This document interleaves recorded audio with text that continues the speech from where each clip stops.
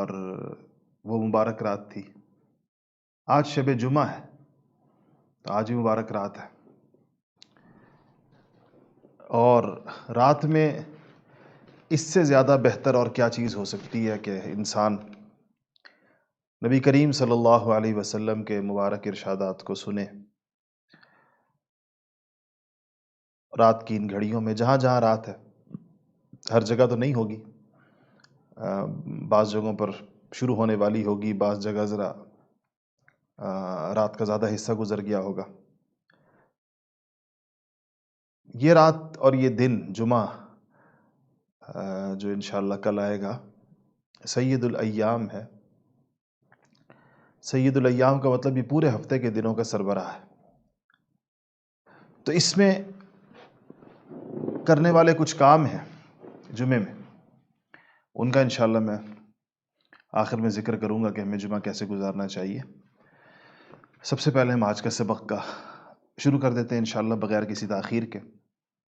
یہ پہلی روایت بخاری شریف کی حدیث ہے، حدیث نمبر 6058 اور 6058. یہ روایت ہے سیدنا ابو ہریرہ رضی اللہ تعالی عنہ سے. سیدنا ابو ہریرہ رضی اللہ تعالی عنہ فرماتے ہیں کہ قال النبی صلی اللہ علیہ وسلم تجد من شرار الناس یوم القیامہ عند اللہ ذا الوجہین الذي يأتي هؤلاء بوجہ وهؤلاء بوجہ. نبی پاک صلی اللہ علیہ وسلم نے فرمایا کہ قیامت کے دن اللہ جل شانہ کے پاس برے ترین لوگوں میں سے ایک وہ شخص ہوگا، یعنی قیامت کے دن جن لوگوں کا بڑا برا انجام ہوگا، جو اللہ کے ہاں بڑے برے سمجھے جا رہے ہوں گے، ان میں سے ایک وہ شخص ہوگا جو ایک طرف آئے تو ایک رخ دکھائے، دوسری طرف جائے تو دوسرا رخ دکھائے. ایک فرد کے پاس آئے تو اس کو اپنی دوستی کا یقین دلائے، دوسری طرف اس کے مخالف کے پاس جائے تو اس کو اپنی دوستی کا یقین دلائے.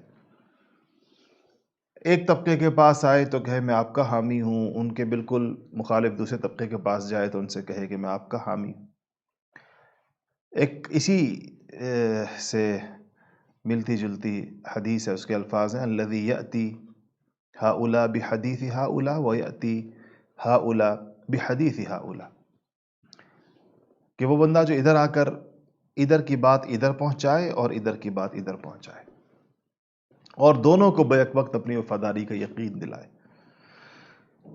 یہ برے ترین لوگ ہیں. یہ وہی بات ہے جو پہلے ہوئی، جس میں خاص طور پر چغلی کی بھی یہ قسم ہے. اگر یہ طریقہ یہ بات کی گفتگو کی قبیل سے ہو، یہ رویہ، اور بعض اوقات اس میں گفتگو نہیں ہوتی، طرز عمل میں انسان بیک وقت دو متضاد جگہوں کو اپنی محبت اور اپنی وفاداری کا یقین دلا رہا ہوتا ہے. یہ دوغلی پالیسی جس کو کہنا چاہیے، یہ بھی ان اخلاق کی برائیوں میں سے ہے جو انسان میں ہو، اور اس سے فساد پیدا ہوتا ہے. یہ فسادی انسان کی نشانی ہے کہ وہ بیک وقت دونوں جگہوں پر لگائیاں بجھائیاں کر رہا ہے.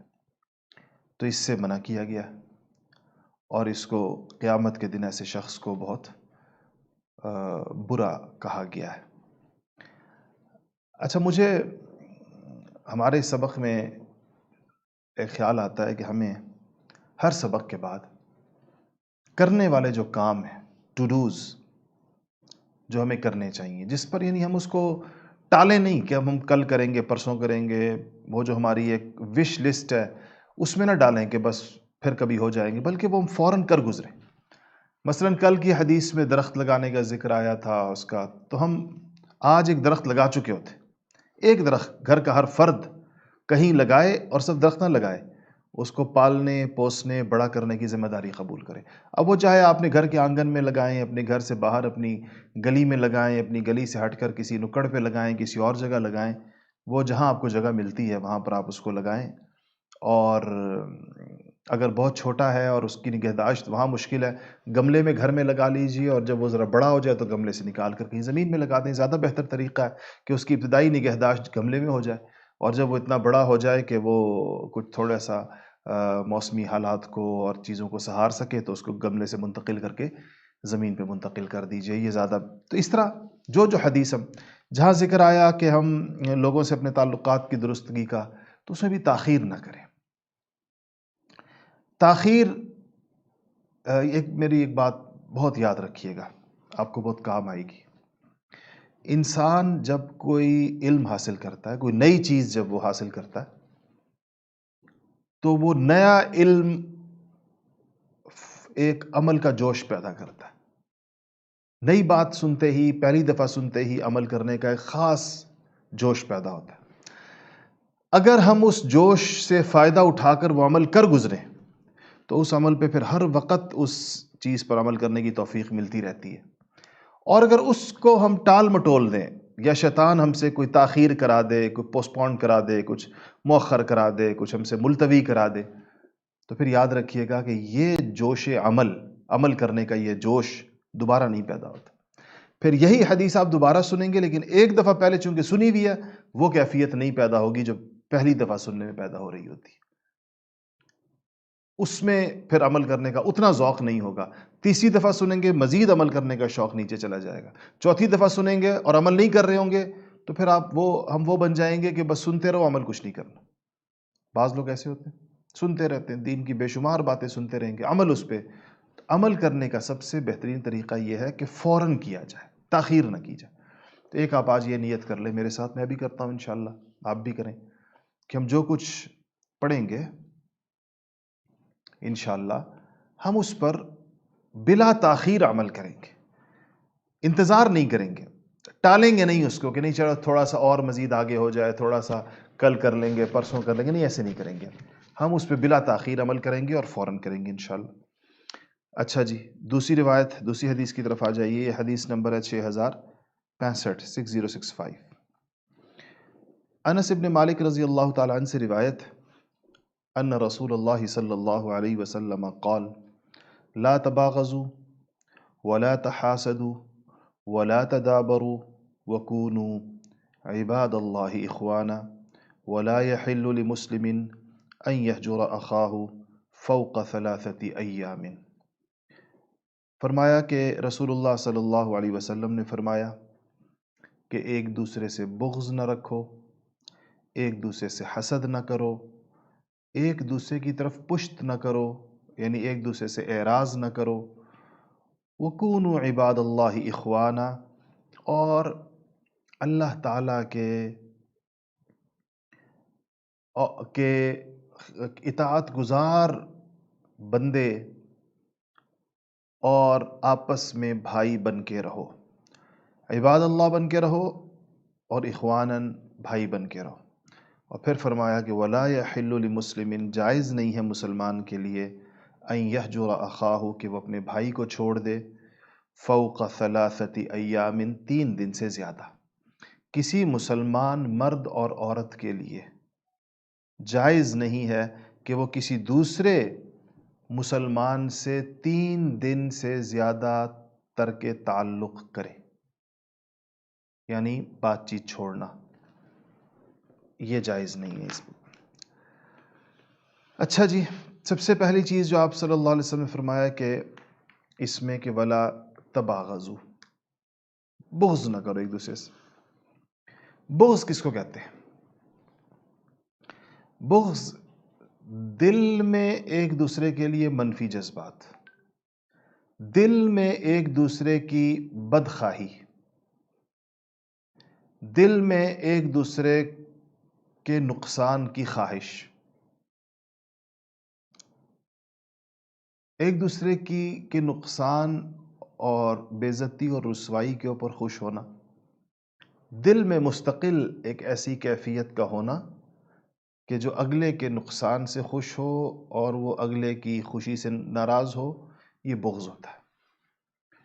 تو کہا گیا کہ بغض نہ کرو ایک دوسرے سے، اپنے دلوں کو بغض سے پاک رکھو۔ دوسرا کہا گیا کہ ولا تحاسدوا، حسد نہ کرو۔ حسد کا مطلب ہے کہ حسد کا مطلب یہ ہے کہ کسی کو کسی نعمت یا خوشحالی میں دیکھ کر اس بات کی تمنا پیدا ہونا کہ یہ نعمت اور یہ خوشحالی اس سے زائل ہو جائے، یہ اس سے چلی جائے۔ اگر کسی کے پاس نعمت دیکھ کر یہ خیال پیدا ہوتا ہے کہ یا اللہ یہ مجھے بھی عطا فرما دے، اس کو حسد نہیں کہتے، اس کو عربی کے اندر غبطہ کہتے ہیں اور اردو کے اندر اس کو رشک کہتے ہیں۔ تو غبطہ جائز ہے، آپ نے کسی کے پاس کوئی چیز دیکھی تو آپ کے دل میں بھی خیال پیدا ہوا تو آپ نے اللہ سے مانگ لی، یا اللہ مجھے بھی عطا فرما دے، تو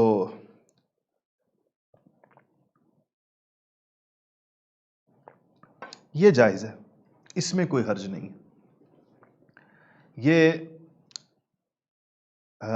لیکن حسد جو ہے نا، وہ دوسرے سے کے پاس چیز دیکھ کر کڑھنا، ناراض ہونا دل ہی دل کے اندر، اور اس سے نعمت کے زائل ہو جانے کا شوق ہونا۔ اچھا، بعض لوگ حسد کی پھر درجات ہیں۔ بعض اوقات دل میں یہ کیفیت پیدا ہوتی ہے کہ یہ نعمت اس سے زائل ہو جائے، خواہ مجھے ملے یا نہ ملے۔ یہ حسد کی بہت آخری قسم ہے۔ ایک حسدی قسم ہے کہ اس سے زائل ہو کر مجھے مل جائے، یہ اس سے کم کیٹیگری ہے۔ ایک یہ ہے کہ اس کو بھی ملی رہے، اسے بے شک نہ جائے لیکن مجھے بھی مل جائے، یہ حسد نہیں۔ حسد دوسرے سے زوال کی خواہش ہے، اس کو کیوں ملی؟ تو قرآن کے اندر حاسد کے حسد سے پناہ مانگی گئی ہے، وَمِن شَرِّ حَاسِدٍ اِذَا حَسَد۔ تو اذا حسد کا کیا مطلب ہے؟ دیکھیں، ایک ہے حسد کا جذبہ دل میں ہونا، یہ سب دل میں جذبہ پیدا ہو جانے پر مؤاخذہ نہیں ہے، کیونکہ یہ انسان غیر اختیاری پیدا ہو جاتا ہے بعض اوقات، اس کا علاج بتاتا ہوں کیا ہے۔ ایک ہے کہ حسد کے جذبے کے مطابق کی وجہ سے انسان کا ایک تقاضا پیدا ہوتا ہے، مثلا یہ کہ جو حسد کرنے والا ہوتا ہے اس کو حاسد کہتے ہیں، جس سے حسد کیا جا رہا ہے اس کو محسود کہتے ہیں۔ تو ایک تو یہ ہے کہ محسود کی غیبت کرنا، محسود کے نقصان کا انتظار کرنا، محسود کے لیے کوئی نقصان پہنچانے کی تدبیریں کرنا، یہ ہے اذا حسد۔ حاسد تو پہلے سے تھا، اذا حسد اس کو کہتے ہیں، جب اسے حسد کرنا شروع کر دیا۔ حسد کا علاج کیا ہے؟ حضرات صوفیاء اس کا علاج کرتے ہیں۔ دو تین باتیں اس کے بارے میں عرض کر دوں جو ہمارے بزرگوں نے ارشاد فرمائی ہیں۔ ایک یہ کہ اگر آپ واقعتاً اپنے دل کو حسد کے جذبات سے پاک کرنا چاہتے ہیں تو ایک کام یہ کریں کہ مجلسوں میں، محفلوں میں آپ کا دل چاہ رہا ہوگا کہ اپنے محسود کی غیبت کریں، آپ اپنے دل پہ جبر کر کے اس کی غیبت کرنے کی بجائے اس کی تعریف کریں، اس کی خوبیاں بیان کریں۔ اس میں خوبیاں تو ضرور ہوں گی، جس سے حسد ہو رہا ہوتا ہے اس میں لازماً خوبیاں ہوتی ہیں۔ حسد ہوتا ہی خوبیوں سے، خامیوں سے تھوڑی ہوتا ہے۔ حسد تو ہوتا ہی خوبیوں کی بنیاد پر ہے۔ تو کسی انسان کی خوبی ہی اس کو لوگوں کے نزدیک محسود بناتی ہے، لوگوں کو اس سے حسد پیدا ہوتا ہے۔ برائی بھلا کسی نشائی سے، کسی چرسی سے، کسی ہیروئنچی سے بھلا کوئی حسد کرے گا؟ حسد تو ہوگا ہی اس بندے سے جس پہ اللہ تعالیٰ کی نعمتیں نچھاور ہو رہی ہوتی ہیں۔ تو اس کی خوبیوں کا ذکر کریں، اس کی خوبیوں کو لوگوں میں بیان کریں۔ دل پہ جبر دل نہیں چاہے گا، دل تو اس کی غیبت کرنے کو چاہتا ہے۔ دوسرا، اس کے لیے دعا کریں، اس کے لیے غائبانہ دعا کریں، یعنی لوگوں کے اندر اس کی تعریف کریں اور اللہ کے سامنے اس کے لیے دعا کریں، یا اللہ اس کو مزید عطا فرما۔ اس سے آپ کے دل میں اس بندے کا حسد ختم ہو جائے، رفتہ رفتہ ختم ہو جائے۔ اس پر عمل کر کے دیکھ لیجئے گا۔ تدابرو کے معنی ہے کہ آدمی اپنے بھائی سے پیٹھ پھیر کر اعراض کرے اور اسے چھوڑ دے، ترک تعلق کر دے، قطع تعلقی کر دے، اس کو کہتے ہیں تدابرو، پشت کر لینا کسی کی جانب۔ یہ ترک تعلق، مراسم توڑ دینا، چھوڑ دینا، اپنے گھروں پر کسی کو بند کر دینا، خود کسی کے گھر جانا چھوڑ دینا، بھئی ہمارا تو آنا جانا نہیں ہے، ہمارا تو ایک دوسرے سے غم شادی نہیں ہے، یہ جائز نہیں ہے۔ حدیث کے اگلے الفاظ یہ ہیں کہ رسول اللہ صلی اللہ علیہ وسلم نے فرمایا کہ کسی بھی بندے کے لیے، ولا یحل لمسلم، کسی مسلمان کے لیے، مرد ہو یا عورت، لا یحل، جائز نہیں ہے، ان یہجر اخاہ، کہ وہ اپنے بھائی کو چھوڑ دے۔ بھائی سے مراد حقیقی بھائی نہیں ہے، اسلامی بھائی مراد ہے، دینی بھائی مراد ہے، جو سارے مسلمان، المؤمن اخو المؤمن، ہر مومن دوسرے مومن کا اخ ہے، بھائی ہے۔ فوق ثلاثت ایام، 3 دن سے زیادہ۔ تو آج اس حدیث کے بعد ہم یہ کریں کہ جن لوگوں کو ہم نے چھوڑ دیا ہے، جن سے تعلقات ترک کر دی ہیں، ان کی فہرست بنائیں اور ان سے اپنے تعلقات کو اللہ کے لیے بحال کر لیں اس حدیث شریف کی روشنی میں۔ دل ہی دل میں کہیں کہ یہ اللہ تعالیٰ نے چونکہ حضور اکرم صلی اللہ علیہ وسلم نے منع کیا، اس لیے میں اس تعلق کو ٹھیک کرتا ہوں۔ اور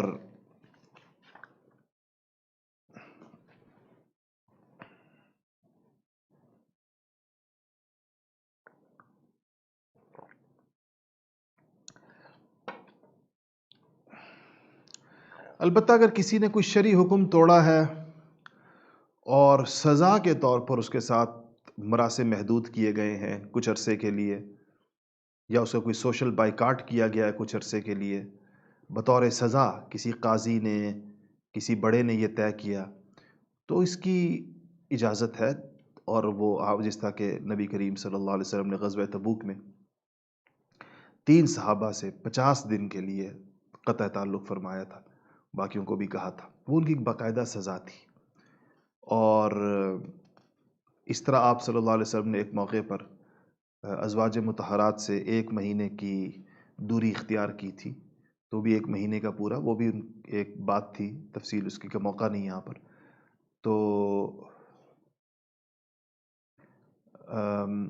یہ اس صورت میں جب کوئی حکم شرعی کی وجہ سے، اب پیغمبر تو ظاہر بات ہے سب سے بڑے ہوتے ہیں، یا کوئی باقاعدہ قاضی یا کوئی بڑا عالم یہ طے کرے تو سزا کے طور پر کسی کو دی جا رہی ہو، تو وہ الگ حالات ہے، عام بندے کو اس پر نہیں۔ اچھا، پھر یہ کہ ترک تعلق ختم کیسے ہوگا، اس کے لیے کیا کرنا ہوگا؟ تو یاد رکھیے، آپ لوگوں نے بعض لوگوں سے تعلق اس لیے چھوڑا ہوگا کہ ان کے فسق و فجور کی وجہ سے، یا کہ ان میں کسی اور چیز کی وجہ سے۔ تو ترک تعلق نہ ہونے کا مطلب یہ نہیں کہ ہم کوئی بہت گہرے مراسم اور گھروں میں آمد و رفت بہت زیادہ ہر وقت اس کے وہ ہیں، پابند ہیں، نہیں۔ جمہور علماء یہ کہتے ہیں کہ اگر سلام کا رشتہ بھی قائم رہ جائے تو یہ تعلق ہے، سلام کا رشتہ قائم رکھیں، السلام علیکم ورحمۃ اللہ وبرکاتہ، وہ کہ وعلیکم السلام، اس کو تعلق سمجھا جائے گا۔ باقی اگر آپ کسی کی بے دینی کی وجہ سے، یا بعض لوگ ہوتے ہیں پردے کا لحاظ نہیں رکھتے، اس وجہ سے اگر آپ کسی کی آمد و رفت اپنے گھر میں بند کریں کسی دینی وجہ سے، اس کی اجازت ہے۔ سلام مت چھوڑیں، بہتر یہ ہے کہ بجائے بالکل گھر پر آمد بند کریں، ان کو محدود کریں۔ نامحرم گھروں میں آتے ہیں، کوشش کریں کہ وہ بیٹھک تک محدود ہوں، ڈرائنگ روم تک محدود ہوں، سارے گھر میں نہ گھومیں پھریں جہاں خواتین اپنے کام کر رہی ہوتی ہیں، مصروف ہوتی ہیں۔ یہ تو کچھ چیزیں آپ کو گھر میں پردے کے اعتبار سے کوئی نہ کوئی ترتیب ضرور ہونی چاہیے، لیکن سلام کا رشتہ قائم رہے اور جو اسلامی اخوت ہے وہ قائم رہے۔ یہ دوسری روایت تھی جی۔ تیسری روایت،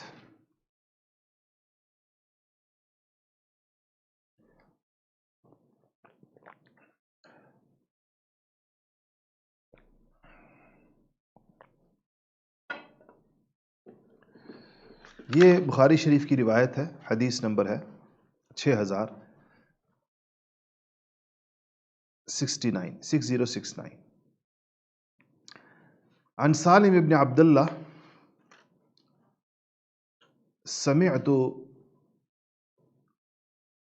ابا ہریرہ یقول سمعت رسول اللہ صلی اللہ علیہ وسلم یقول کل امتی معافا الا المجاہرین وَإِنَّ مِنَ الْمَجَانَةِ أَن يَعْمَلَ الرَّجُلُ بِاللَّيْلِ عَمَلًا ثُمَّ يُصْبِحُ وَقَدْ سَتَرَهُ اللَّهُ فَيَقُولُ يَا فُلَانُ عَمِلْتُ الْبَارِحَ كَذَا وَكَذَا وَقَدْ بَاتَ यस्तुरुहु रब्बुहु व युस्बिहु युक्शिफु सित्र अल्लाहि अन्हु।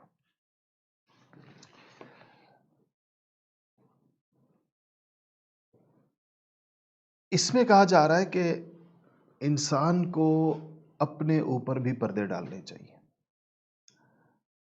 अगर किसी पर अल्लाह ने पर्दा डाला हुआ है, उसको अपना पर्दा खुद नहीं चाक करना चाहिए। और गुनाहों को फखरिया अंदाज में बयान करना, जैसे आजकल रिवाज हो चुका है, ये इंतहाई मुहलिक है और गुनाह की शिद्दत में बहुत इजाफा कर देता है। गुनाह को फखरिया तौर पर बयान करना। मुजाहिर कहते हैं उस बंदे को जो गुनाह, मुजाहिर जहर से जो गुनाहों अलल ऐलान गुनाह करता है या गुनाह करके उसके ऐलानात करता है, ये मुजाहिर कहलाता है। तो हज़रत अबू हुरैरा रज़ी अल्लाह ताला अन्हु फरमाते हैं कि मैं नबी करीम सल्लल्लाहु अलैहि वसल्लम को सुना, आपने फरमाया कुल्लु उम्मती मुआफ़न,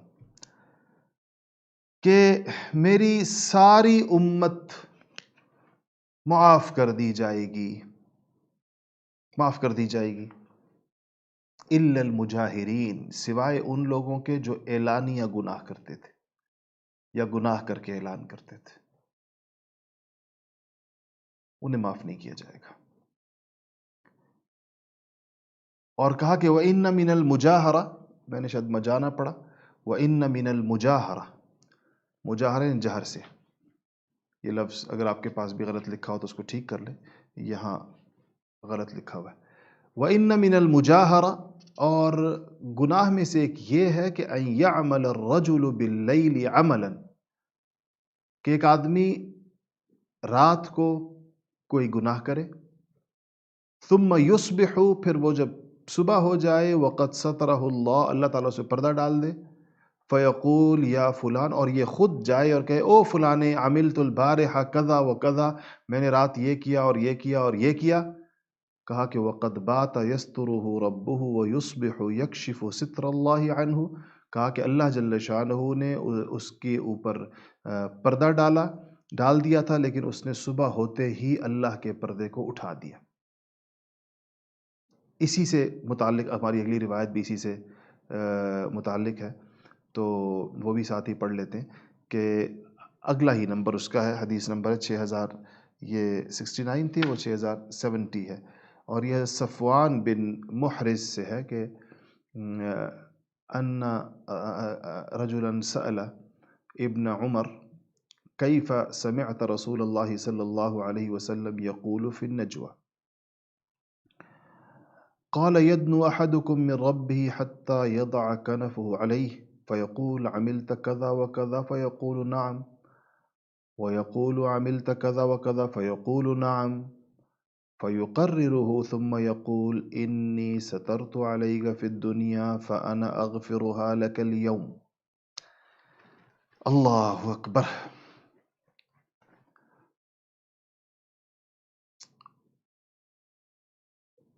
कहा कि एक आदमी ने सैयदना इब्न उमर रज़ी अल्लाह ताला अन्हु से पूछा कि आपने रसूलुल्लाह सल्लल्लाहु अलैहि वसल्लम से बंदे और रब के दरमियान, नजवा कहते हैं सरगोशी को, बंदे और रब के दरमियान सरगोशी के मुताल्लिक कैसे सुना? क्या सुना आपने? सरगोशी क्या होगी अल्लाह और उसके बंदे के दरमियान? तो उन्होंने कहा कि रसूलुल्लाह सल्लल्लाहु अलैहि वसल्लम ने फरमाया कि क़यामत के दिन एक तुम में से एक शख्स अपने रब के करीब होगा, यहाँ तक कि अल्लाह ताला उस पर अपना पर्दा डाल देगा। फिर उससे पूछेगा, अभी अल्लाह और उसके दरमियान सरगोशी हो रही है, बाकी बाकी लोग को नहीं पता चल रहा, पूरे जो लोग के मैदान में जमा है ना, इनको नहीं पता चल रहा। अल्लाह उससे पूछेगा तूने ये काम किया? आदमी कहेगा कि जी अल्लाह मियाँ। फिर अल्लाह पूछेगा तूने ये काम किया? वो आदमी कहेगा जी अल्लाह मियाँ। तो अल्लाह ताला उससे इकरार कराने के बाद फिर कहेगा कि सुन, मैंने दुनिया में तेरे ऊपर पर्दा डाले रखा, आज भी मैं तेरे इन गुनाहों को माफ़ करता हूँ। दुनिया में मैंने तुझे रुसवा नहीं किया इन गुनाहों पर, यहाँ आखिरत के अंदर मैं तुझे इसके ऊपर माफ़ करता हूँ। और इस अल्लाह और इस बंदे के दरमियान ये गुफ्तगू कोई और नहीं सुन रहा होगा। क्या ज़बरदस्त मामला है। کتنے خوش نصیب ہیں وہ لوگ جن کے ساتھ اللہ جل شانہ قیامت میں ایسے رازدارانہ انداز میں ان کے گناہوں کا اقرار کرا کر اس کو معافی فرما دیں گے، اور وجہ یہ بیان کریں گے کہ تمہارے گناہوں پر میں نے دنیا میں پردہ ڈالا تھا۔ اب جس بدبخت نے، بد نصیب نے اپنا پردہ خود اٹھا دیا، وہ تو اس میں نہیں آئے گا، اس سے تو اللہ یہ الگ سے سوال کریں گے، جو پچھلی حدیث میں گزرا کہ میں نے تم پر پردہ ڈالا، تم نے اپنا پردہ ہٹا دیا، میں نے تمہیں لوگوں کے درمیان رسوا نہیں کیا، تم نے اپنے آپ کو خود رسوا کیوں کیا؟ تو اس سے پتہ چلتا ہے کہ اگر کسی گناہ تو انسانوں سے ہو ہی جاتے ہیں، اللہ جل شانہ جس کے گناہ پر پردہ ڈال دیں، اور وہ انسان بھی، اس کو بھی اللہ تعالیٰ کی اس صفت کا احساس ہو کہ یا اللہ تو ستار العیوب ہے، یا اللہ تو عیبوں کے اوپر پردے ڈال، ستر کہتے ہیں پردے کو، ستار کہتے ہیں پردے ڈالنے والے کو، یا اللہ تو پردے ڈالنے والا ہے۔ تو اگر وہ معافی تلافی کر لے دنیا میں تو اس بات کی امید ہے کہ انشاءاللہ جس اللہ نے اس کو دنیا میں رسوا نہیں کیا، وہ اللہ تعالیٰ اس کو آخرت میں بھی رسوا نہیں کرے گا، ورنہ آخرت میں لوگوں کے پردے اٹھائے جائیں گے۔ یوم تبل السرائر، جس دن پوشیدہ باتیں کھولی جائیں گی۔ آخرت کے دن کی ایک تعریف یہ کی گئی کہ اس دن پوشیدہ باتیں کھولی جائیں گی۔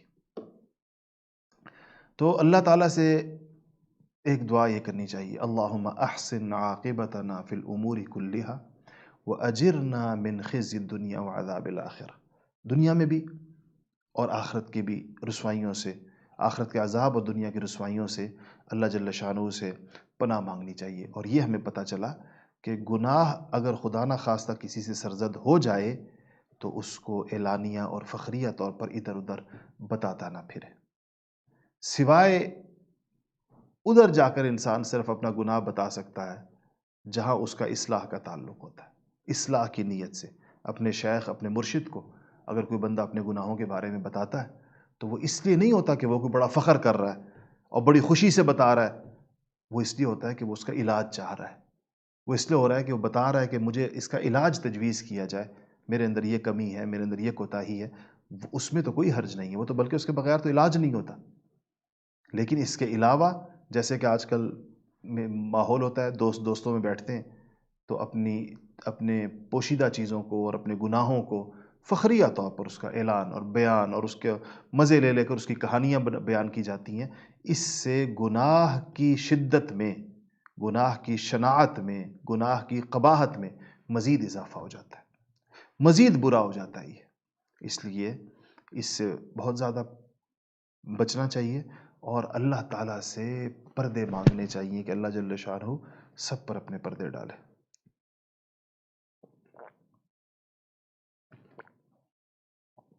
5 نمبر روایت،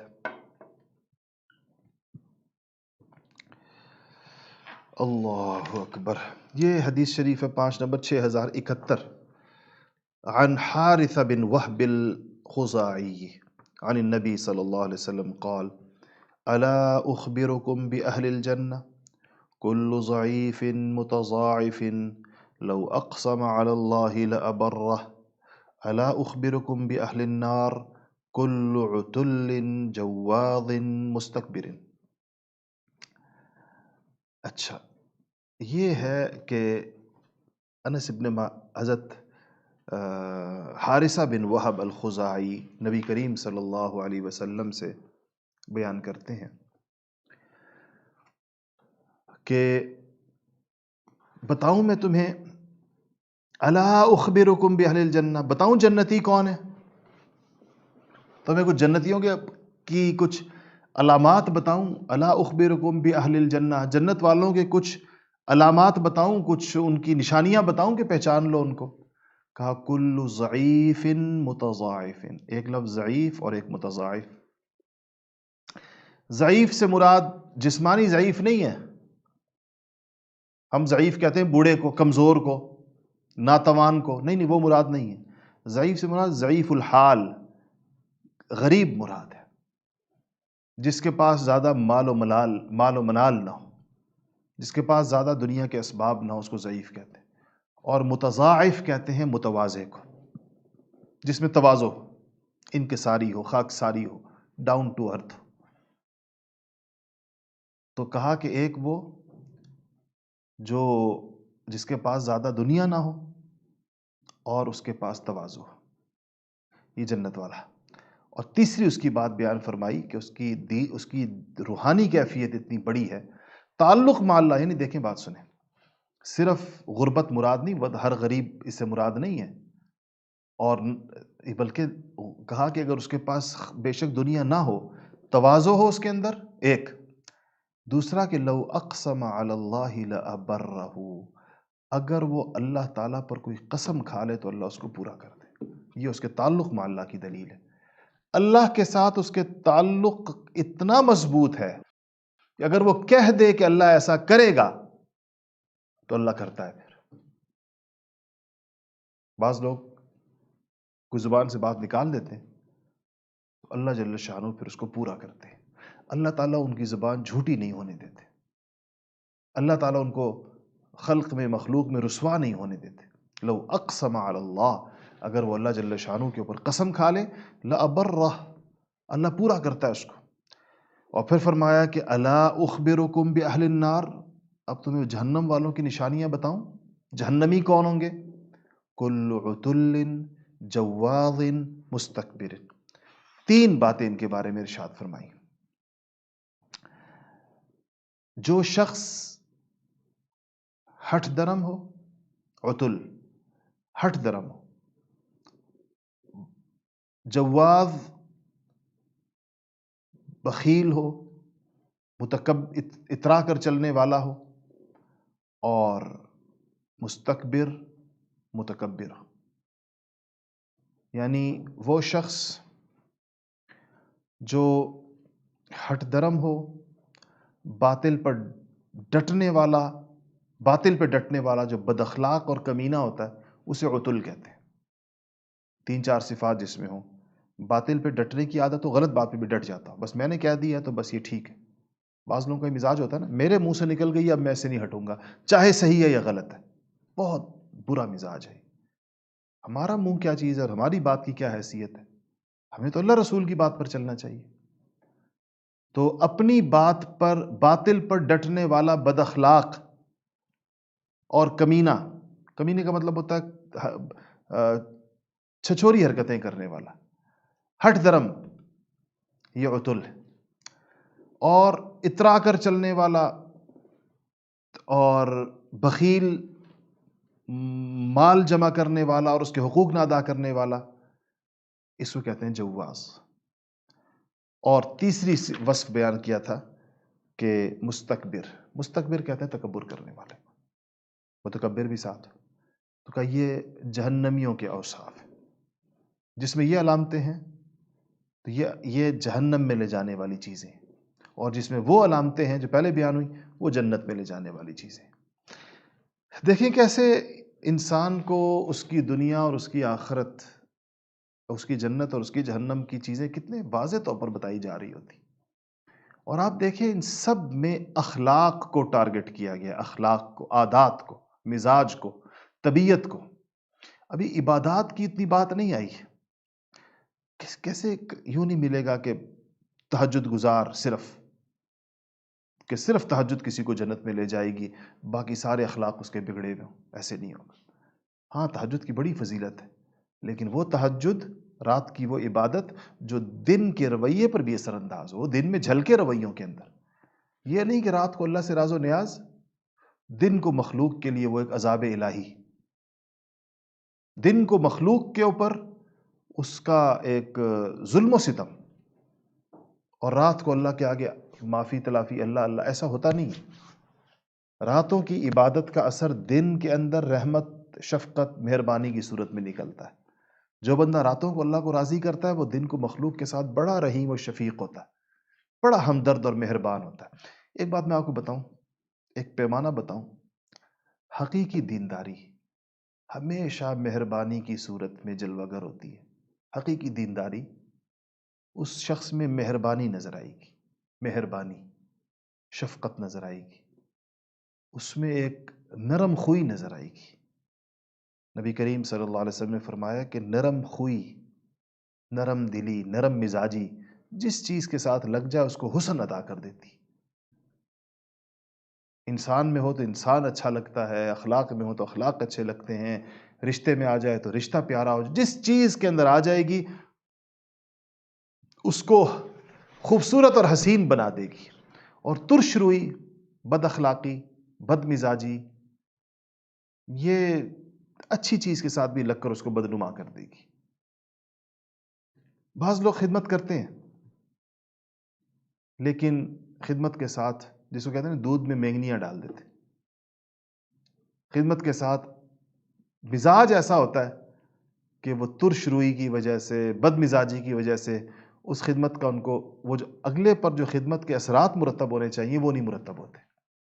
ہونا تو چاہیے جس کی خدمت کی جا رہی ہے اس کے دل میں بھی خدمت کا احساس پیدا ہو، تو بعض اوقات بد مزاجی کی وجہ سے نہیں پیدا ہو رہا ہوتا. اب فرض کیجئے کسی نے کسی کے لیے کھانا بنایا، بڑی محنت کی، کئی گھنٹے لگے گرمی کے اندر، اب جب سامنے رکھنے کا وقت آیا تو تیوری کے اوپر بل ڈالا اور ایک پلیٹ ایک کونے سے پکڑی اور لا کے میز پہ لا کے ہوں کر کے رکھ کر کوئی چلا جائے، تو آپ کا کیا خیال ہے کہ وہ 3-4 گھنٹے کی محنت کا کوئی اثر مرتب ہوگا؟ اگلے کے دل پر اس کا کوئی نتیجہ مرتب ہوگا؟ نہیں ہوگا. اس کی وجہ کیا ہے کہ نرمی اور ہم مہربانی اور اچھی چیز کے ساتھ نہیں ہے.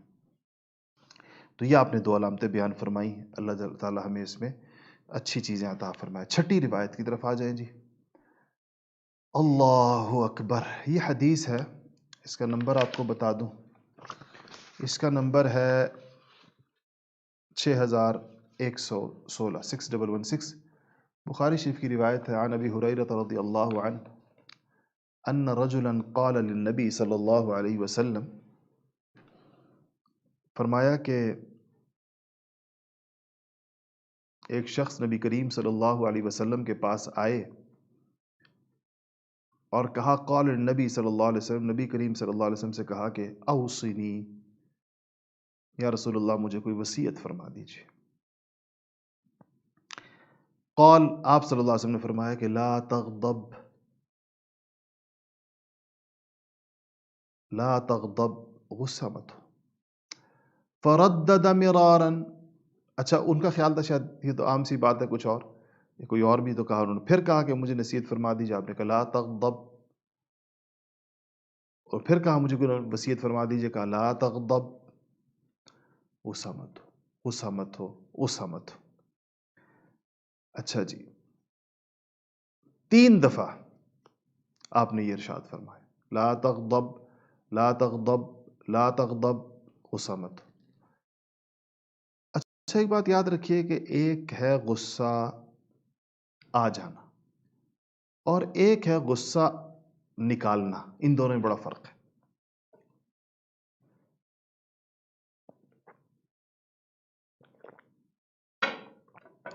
ہم سے لوگ پوچھتے رہتے ہیں یہ بات، مجھ سے بہت سے لوگ پوچھتے ہیں کہ جی میں غصہ بہت آتا ہے. غصہ آنا کوئی بری بات نہیں ہے اور نہ اختیاری ہے. آپ کو جو غصہ آتا ہے تو آپ خود تھوڑی لاتے ہیں اپنے اوپر، یہ تو طبیعی چیز ہے. کچھ لوگوں میں اللہ نے زیادہ رکھا ہوتا ہے، کچھ میں ذرا کم رکھا ہوتا ہے. مزاج ہے، ٹھنڈے مزاج کے لوگ بھی ہوتے ہیں، گرم مزاج کے لوگ بھی ہوتے ہیں. اور یہ جو گرم مزاج کے لوگ ہوتے ہیں جن کو غصہ زیادہ آتا ہے، یہ زیادہ کام کے لوگ ہوتے ہیں. ان میں زیادہ صلاحیتیں ہوتی ہیں، ان میں زیادہ جوش عمل ہوتا ہے اور ان کی طبیعت میں زیادہ حساسیت ہوتی ہے، زیادہ سمجھتے ہیں چیزوں کو، اس لیے ان پر اس کی کیفیت بھی جلدی آتی ہے اور تیز آتی ہے. اور یہ کوئی بری بات نہیں ہے غصے کا آنا. اصل یہ ہے کہ جب غصہ آ جائے تو اب اس کو ڈیل کیسے کرنا ہے، اس سے نمٹنا کیسے ہے. اس میں یہ ہے کہ جو تقاضا پیدا ہو طبیعت کے اندر کہ غصے کے بعد دل چاہتا ہے کسی کو گالی دی جائے، کسی کو برا بھلا کہا جائے، کسی کو مارا جائے، پیٹا جائے، بد کلامی کی جائے، اس کو کنٹرول کرنا چاہیے. اور اسی لیے ایک روایت میں آیا کہ حدیث بخاری شریف کی روایت ہے کہ پہلوان وہ نہیں ہے جو دوسرے کو پچھاڑ دے، جب بھی مقابلہ ہو پچھاڑ دے. پہلوان وہ ہے جو غصے کے وقت میں اپنے آپ پر قابو پانے میں کامیاب ہو جائے۔ تو یہ جو غصے کا تعلق ہے، یہ اگر آپ غور کریں تو یہ غصے کی کیفیت جہاد کے میدان میں چاہیے ہوتی ہے۔ کسی کو غصہ ہی نہیں آتا ہو تو وہ جہاد کیا کرے گا؟ کافر پہ بھی غصہ نہیں آتا اس کو، ظالم پر بھی جس کو غصہ نہ آتا ہو وہ تو انسان ہی نہیں ہے۔ اس کا مطلب ہے کہ یہ اس کے بھی درست محمل ہیں غصے کے، جو صحیح جگہ ہیں جہاں وہ استعمال ہو سکتا ہے۔ اصل یہ ہے کہ اس کو انسان جو ہے وہ اس کیفیت کے آ جانے کے بعد اس کو غلط جگہ استعمال نہ کرے، گالی گلوچ نہ کرے، مار پیٹ نہ کرے، توڑ پھوڑ نہ کرے، ایسی کوئی چیز نہ کرے وہ جو غصے کا تقاضا ہے۔ یہ اس کا امتحان ہے انسان کا، اور اس امتحان میں اس کو اسی وقت وہ پورا اترے گا جب وہ اپنی پوری تربیت اور مشق کرے گا۔ حضرات صوفیہ اس چیز کی مشق کراتے ہیں، اس چیز کی تربیت کراتے ہیں کہ کیسے انسان اس لیے دیکھیں، چاہے غصہ ہو، چاہے نفسانی خواہشات ہوں، چاہے بہت زیادہ بھوک ہو، یا کھانے کی ہوس ہو، یہ اس طرح کی جتنی بھی یہ حیوانیہ ان کو کہتے ہیں بہیمانہ عادتیں، یہ جانوروں میں بھی ہوتی ہیں۔ جانوروں کو غصہ بھی آتا ہے، جانوروں میں نفسانی خواہشات بھی ہوتی ہیں، جانوروں کے اندر ایک بھوک بھی ہوتی ہے، لیکن آپ نے دیکھا نا جانوروں کی چیزیں کنٹرول نہیں ہوتی، ان کے ہاں اس کا کوئی کنٹرول نہیں ہے۔ جب بھی کسی جانور کو غصہ آئے گا تو وہ لڑنا شروع کر دے گا۔ آپ نے تو کسی جانور کو غصہ ضبط کرتے ہوئے نہیں دیکھا ہوگا کبھی۔ تو یہ انسانوں اور جانوروں میں مشترک چیزیں ہیں۔ انسان سے اس کے شرف انسانیت کی وجہ سے یہ توقع ہے اور یہ اس سے مطالبہ ہے اللہ جل شانہ کا کہ وہ اپنے ان جذبات کو کنٹرول کرنا سیکھے۔ اسی کو تزکیہ نفس کہتے ہیں۔ ہم لوگ تزکیہ کا ماحول بناتے نہیں ہیں، اپنے گھروں میں بھی نہیں بناتے، تزکیہ کے مراکز میں جاتے نہیں ہیں، اور پھر کہتے ہیں یہ چیزیں ٹھیک نہیں ہوتی۔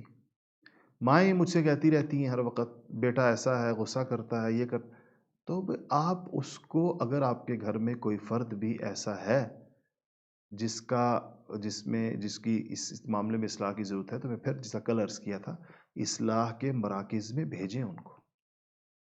وہ جب ان کی اصلاح نہیں ہوگی، جب تک وہ اصلاحی ماحول میں اتنی مدت نہ گزار لیں جو ان کا مزاج بدل دے۔ آپ کا کیا خیال ہے مزاج بدلنا کوئی آسان کام ہے؟ مزاج ایسے آسانی سے پلٹ جاتے ہیں انسانوں کے؟ اتنی جمی جمائی بنی بنائی عادتیں پلٹ کر دوسری طرف لے جانا، یہ صرف گفت و شنید سے نہیں ہو سکتا۔ وہ والدین ہمیں کہتے ہیں کہ جی بچے کو سمجھا دیں، غصہ نہ کیا کرے۔ آپ کا کیا خیال ہے یہ سمجھا دے، اس کو کیا خود نہیں پتا کہ غصہ بری بات ہے؟ پتہ تو ہر ایک کو ہوتا ہے۔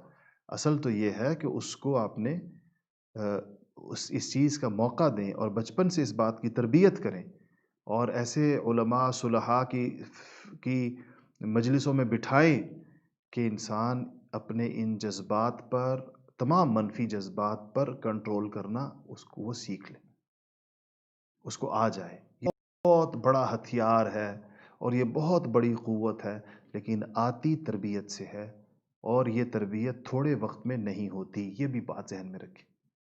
جلدی نتیجہ نہیں چاہیے۔ بعض لوگ اس کا، کوئی بندہ بیچارہ ذرا سا دیندار ہو جائے، اس نے ذرا داڑھی رکھ لی، تھوڑی نمازیں شروع کر دی، اب اگر کہیں اس سے کسی پہ غصہ کر دیا تو فوراً اس کے دین کو تانا دینا شروع کر دیتے ہیں۔ یہ تم کیسے دیندار ہو، یہ تم کیسے نمازی ہو، یہ تم کیسے فلانے ہو۔ یہ بہت غلط طریقہ۔ کبھی بھی یاد رکھیے، کسی کے دین کو کبھی نشانہ نہ بنائیں۔ یہ انسان اتنا کامل کوئی بھی نہیں ہوتا۔ یہ تو دیکھیں، دین بے شمار چیزوں کا نام ہے، اللہ نے اس کو 4 کی توفیق دے دی ہے، اگلی 4 کی بھی مل جائے گی۔ حوصلہ کریں، صبر کریں، تعاون کریں، برداشت کریں، اور امید رکھیں کہ جس کو اللہ پاک نے 4 چیزوں میں بہتری دی ہے، اگلی 4 بھی ٹھیک ہو جائیں گی، پھر اس سے اگلی 4 بھی ٹھیک ہو جائیں گی۔ یہ تو نہیں کہ جس کی 3 چیزیں ٹھیک ہو گئی ہیں تو اس کو کہا جائے کہ تمہاری یہ 3 ٹھیک کیوں نہیں ہے، تمہاری تو باقی سب کچھ غلط ہے تو یہ 3 بھی غلط ہونا چاہیے۔ ایسے نہیں ہوتا۔ اس لیے ہمیں کسی بھی انسان میں اگر کبھی کوئی کمی کوتاہی نظر آئے تو ہمیں اس کی اچھی چیزوں کو دیکھتے ہوئے اس سے پر امید رہنا چاہیے کہ انشاءاللہ اللہ جل شانہ نے جہاں یہ توفیق عطا فرمائی ہے اس کو، اللہ اگلی توفیق بھی دے دے گا، اور اگر ہمارے بس میں ہو تو اس کو کسی اچھے ماحول کے اندر میں ضرور بھیجنا چاہیے۔ اچھے ماحول سے انسانوں کی طبیعتیں اللہ پاک بالکل پلٹ دیتے ہیں، بدل دیتے ہیں۔ حضرات صحابہ کو آپ دیکھ لیں، سیدنا عمر فاروق رضی اللہ تعالیٰ عنہ کتنے غصے کے تیز تھے، کتنے تیز تھے، اپنی بہن کو کتنا مارا فاطمہ بنت خطاب کو، کہ خونم خون کر دیا اپنی بہن کو، اتنی پٹائی کی اس کی. لیکن وہی عمر فاروق رضی اللہ تعالیٰ عنہ بعد میں جب خلیفہ بنے، ان پر ساری ذمہ داریاں آئیں، تو کتنے رحم دل اور کتنے شفیق تھے. بوڑھی عورت کو دیکھا، کسی عورت کو دیکھا ہے کہ وہ اپنے بچوں کو جو ہے ہنڈیا میں پانی ابال رہی ہے اور بچوں کو کہہ رہی ہے کہ سو جاؤ سو جاؤ سو جاؤ. دیکھا بچے روئے جا رہے. اب آپ رات کے گشت پر تھے. تو اس کے بعد جو ہے وہ اس سے کہتے ہیں کہ تم کیوں نہیں ان کو کھلاتی؟ اس نے کہا کہ کھانے کو کچھ نہیں ہے، تو خالی پانی چڑھایا ہوا ہنڈیا پہ ان کو بہلانے کے لیے، بہلا کے سلا دوں گی، بس اسی طرح روتے روتے سو جائیں گے. خلیفۃ المسلمین تھے، خود گئے بیت المال سے آٹا اٹھایا اور گھی اٹھایا اور کھجور اٹھائی اور آئے اور آ کر خود کھانا پکایا ان بچوں کے لیے. اور وہ غلام اسلم کہتے ہیں کہ میں نے دیکھا کہ آپ جب پھونکے مار رہے ہیں اس میں چولہے میں، تو آپ کی گھنی داڑھی سے میں دھواں نکلتا ہوا دیکھ رہا تھا. اور اس کے بعد جو ہے وہ پکا کر بچوں کو کھلایا. تو وہ غلام نے کہا یا اس عورت نے کہا کہ میں پکا لیتا. آپ نے فرمایا کہ نہیں، ان بچوں کو روتے ہوئے دیکھا ہے، اب ان کو میں ہنستے ہوئے بھی دیکھنا چاہتا ہوں. نرم دلی کی آخری انتہا اللہ تعالیٰ نے پھر ان کو عطا فرما دی. کب؟ لیکن یہ کایا پلٹ کب ہوئی؟ جب نبی کریم صلی اللہ علیہ وسلم کی صحبتوں میں سال ہا سال گزارے، سال ہا سال گزارے. اس کے بعد، اور کتنی طاقتور صحبت تھی وہ. اس نے مزاج، اس نے اس میں سے مزاج میں ساری خیر ہی خیر جمع کر دی. خود بھی فرمایا کرتے تھے کہ ہم کیا تھے، نبی کریم صلی اللہ علیہ وسلم کی صحبتوں نے ہمیں کہاں سے کہاں پہنچا دیا. تو آپ نے فرمایا کہ غصہ نہ کرو، اس لیے انسان کو جو ہے اپنے غصے کی اصلاح کرنی چاہیے اور اس میں جو ہے اس کے تقاضوں پر عمل نہیں کرنا چاہیے. اچھا جی، روایت نمبر ہے جی اگلی 6125. عن ابی التیاح قال سمعت انس بن مالک رضی اللہ عنہ قال النبی صلی اللہ علیہ وسلم یسروا ولا تعسروا وسکنوا ولا تنفروا. یہ اس بات پر ہے کہ شریعت میں بے جا سختی نہیں ہے. بعض اوقات ہم لوگ شریعت کے نام پر ڈنڈا اٹھا لیتے اور ایسا اٹھا لیتے ہیں کہ کسی کو بتدریج آرام سے اطمینان سے دین پر آنے کی بجائے ایسا کوئی ظلم و جبر کرتے ہیں اور ایسی سختیاں کرتے ہیں کہ وہ انسان متنفر ہو جاتا ہے. اور یہ تنفر پیدا ہوتا ہے ہمارے رویے کی سختی کی وجہ سے، نہ کہ شریعت کی سختی کی وجہ سے. شریعت میں لوگوں کو دین کی طرف لانے کا ایک آرام سے ایک نرم طریقہ بھی ہوتا ہے. تو اس میں آپ صلی اللہ علیہ وسلم نے فرمایا کہ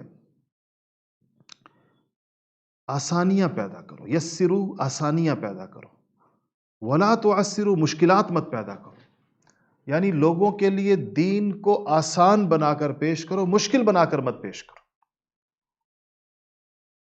لوگوں کو دین کی اس تعبیر پر لائیں، اس طریقے پر لائیں کہ جو یہ آپ صلی اللہ علیہ وسلم نے جب حضرت معاذ کو بھیجا تھا یمن کی طرف تو ان کو کچھ نصیحتیں فرمائی تھی.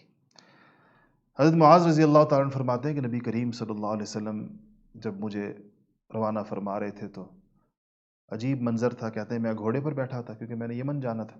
آپ مجھے رخصت کرنے مدینہ سے باہر تک تشریف لائے تو آپ پیدل میرے گھوڑے کے ساتھ ساتھ چل رہے تھے.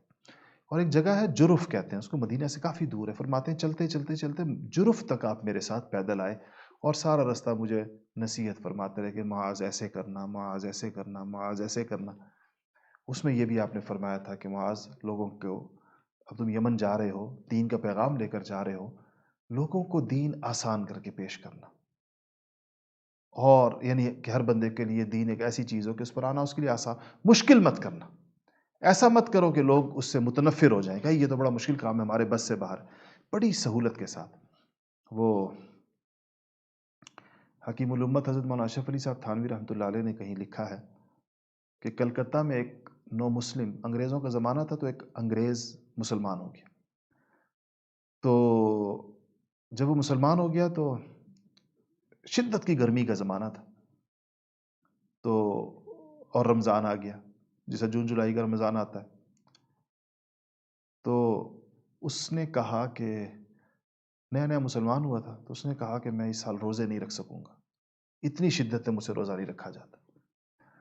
تو کہا کہ اس جگہ کے جس مسلمان سے اس کا واسطہ تھا، اس نے اسے کہا کہ روزے کیسے نہیں رکھو گے؟ روزے تو لازمی فرض ہے اسلام کے اندر، روزے تو تمہیں لازماً رکھنے پڑیں گے۔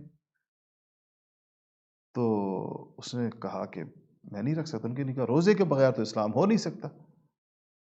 کوئی کسی شدت پسند کے ہاتھ وہ چڑھ گیا تھا، تو اس نے کہا کہ ٹھیک ہے، بس پھر میں اسلام چھوڑ دیتا ہوں، وہ میرے بس میں نہیں ہے۔ یہ خبر حضرت تھانوی رحمۃ اللہ علیہ کو پہنچی تو آپ اتنے بے چین اور مضطرب ہوئے۔ آپ نے فرمایا کہ اس کے دوبارہ مرتد اور کافر ہونے کا گناہ اس پورے شہر کے اوپر ہے۔ جہاں کوئی ایک سمجھدار آدمی ایسا نہیں تھا جو ان کو سمجھاتا کہ روزہ نہ رکھنا تو ایک گناہ ہے زیادہ سے زیادہ، اور بڑا گناہ ہے، چھوٹا نہیں ہے میں، لیکن کفر تو نہیں ہے نا، مسلمان تو وہ ہو گیا تھا۔ اگلے سال اس کو اللہ مزید توفیق بھی دے دیتا، یہ اس کی قضا بھی رکھ لیتا، اس کو چلنے تو دیتے اسلام کے اندر۔ ایسا روزے کو ایمان کے ساتھ یوں جوڑ دیا کہ اس کے بغیر تو تمہارا ایمان بھی قابل قبول نہیں، وہ واپس مرتد کافر ہو گیا۔ تو یہ شدت پسندی ہے یا نہیں ہے؟ ناسمجھی ہے نا، جہالت ہے۔ بھئی روزہ تو کتنے مسلمان روزہ نہیں رکھتے، اس سے وہ کافر تو نہیں ہو جاتے؟ ٹھیک ہے، تاریک فرض، میرا مقصد یہ نہیں کہ روزے کی فرضیت کی اہمیت کم ہو جائے آپ کے دل کے اندر کہ روزہ کوئی معمولی چیز ہے، میں یہ بالکل مقصود نہیں۔ روزہ بہت اہم فرض ہے، لیکن آپ سوچیں کسی مسلمان کا کافر ہو جانا واپس کتنا سخت معاملہ ہے، اور وہ اس وجہ سے کہ کوئی وہاں پر اس کو حل بتانے والا نہیں تھا، حالانکہ اس کا حل تجویز کیا جا سکتا تھا۔ تو کہا کہ یسروا ولا تعسروا وسکنوا ولا تنفروا، یعنی لوگوں کو متنفر نہ کیا جائے بلکہ ان کے دلوں کے اندر اطمینان پیدا کیا جائے، ان کے لیے ایک سہولت والی اور دل بستگی والی، دل لگانا کوشش کرنی چاہیے، دل لگ جائے انسان کا۔ سب سے بہترین دعوت یہ ہے کہ آپ کوشش کریں کہ لوگوں کا دل دین کے ساتھ جڑے، جبر نہ ہو، دلوں کے میں گنجائش پیدا ہو جائے، کشادگی پیدا ہو جائے، وسعت پیدا ہو جائے، انسان پھر خود آگے چلتا ہے۔ تو یہ ایک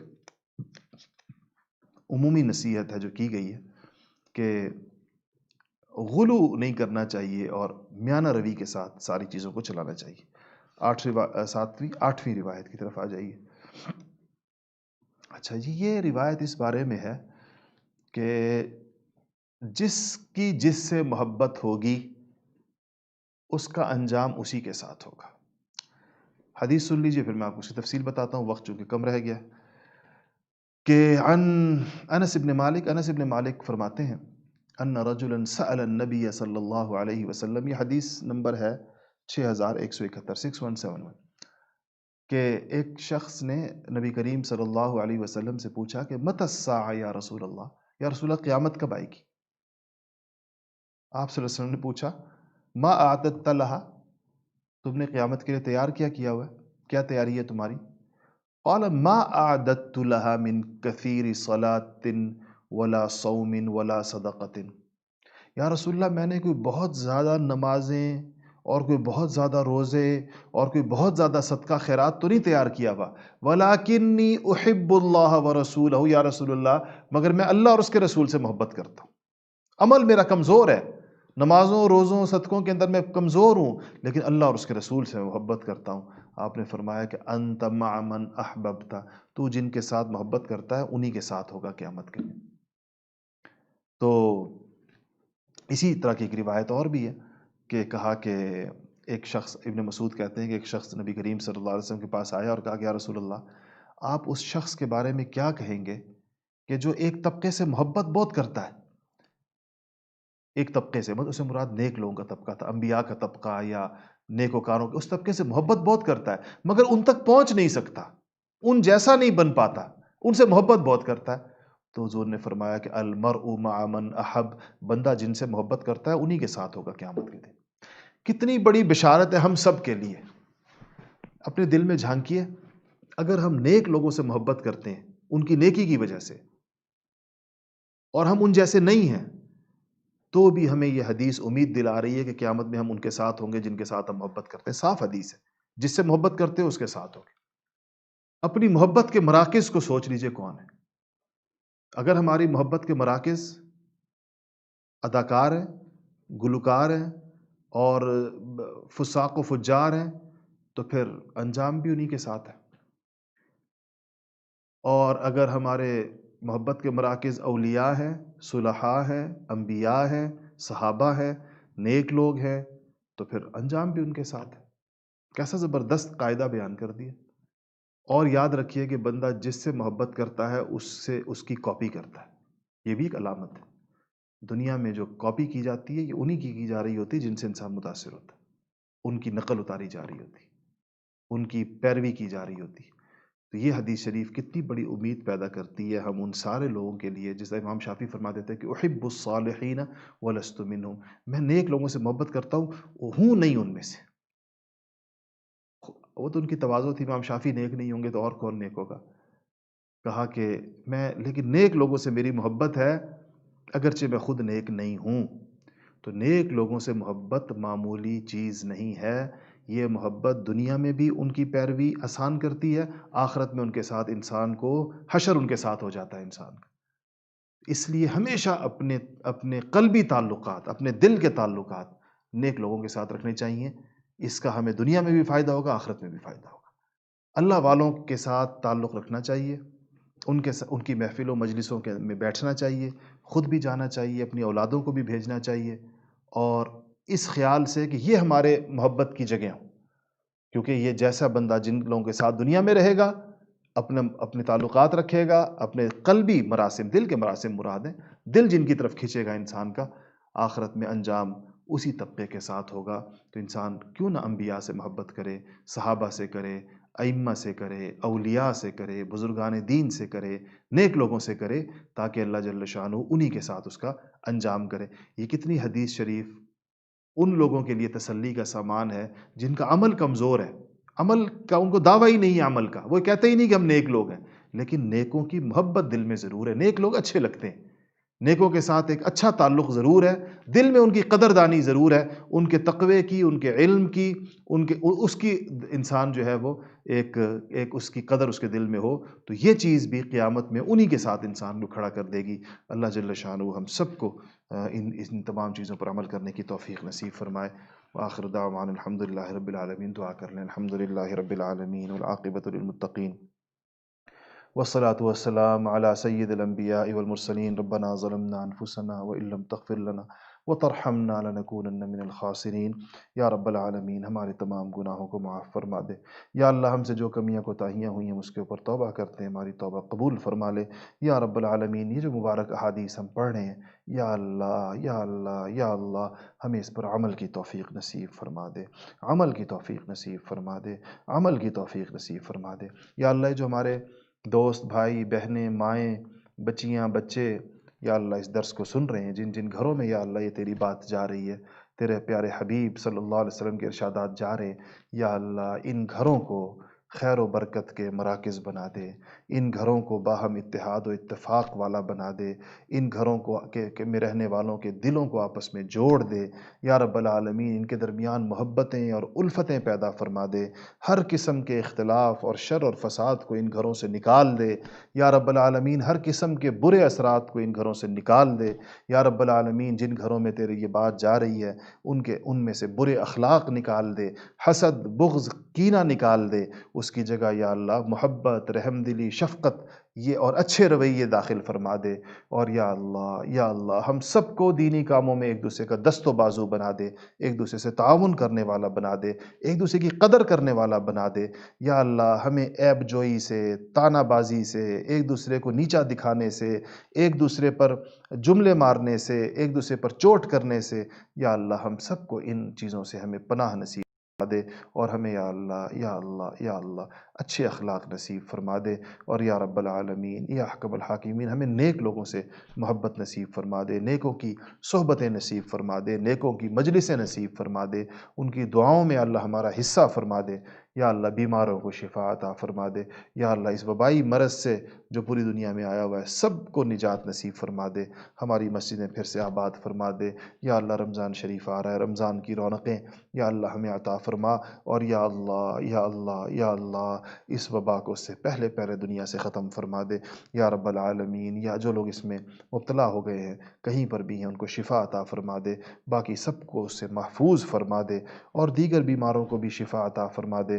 ہمارے بزرگوں کا، ہماری ماؤں کا یا اللہ، ہمارے والدین کا سایہ ہمارے سروں کے اوپر دراز فرما دے، صحت سلامتی اور عافیت کے ساتھ یا اللہ دراز فرما دے، ہمیں ان کی صحیح معنوں میں قدر کرنے کی توفیق نصیب فرما دے۔ وصلی اللہ تعالی علی خیر خلقہ محمد و آلہ و اصحابہ اجمعین برحمتک یا ارحم الراحمین۔